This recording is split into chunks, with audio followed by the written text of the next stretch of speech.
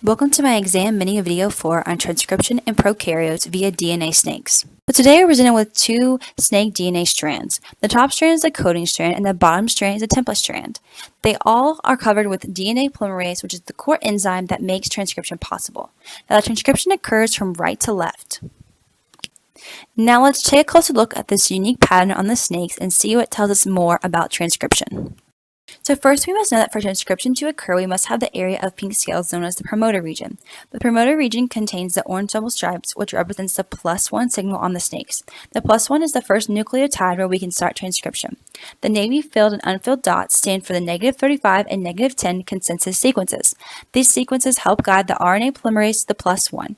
Then the sigma factor that is being added in the corner controls the binding of the RNA polymerase to the promoter region.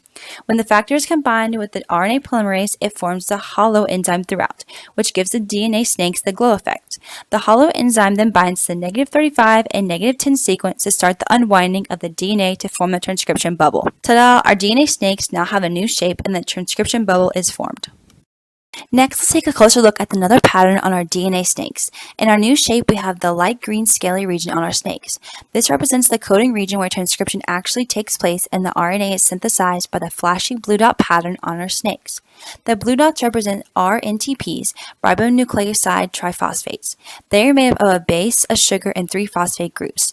They help grow the RNA transcript, which is the new pink region snake that decided to join the party. The pink snake lengthens when the 2 phosphate groups are cut off, leaving the remaining group to become a phosphodiester bond, which connects the nucleotide to the pink snake's 3' head.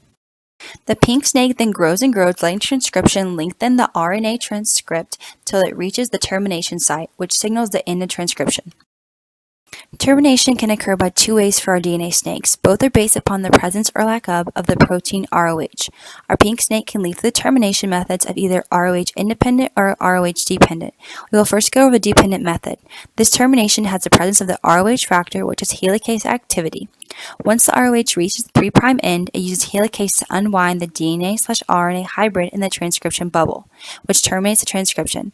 Then in ROH independent method, the ROH protein is not present. However, it does have the inverted repeats and string of usuryl nucleotides. The U's allow the inverted repeats to fold the RNA transcript into a hairpin, which weakens the DNA/RNA hybrid, ending transcription. And that's prokaryote transcription. Now let's look at a real-world application. So read the problem. So my answer to this is that without the -10 consensus sequence, the sigma factor cannot bind with the RNA polymerase, and nothing gets transcribed. So this person is probably diabetic and has sugar concerns.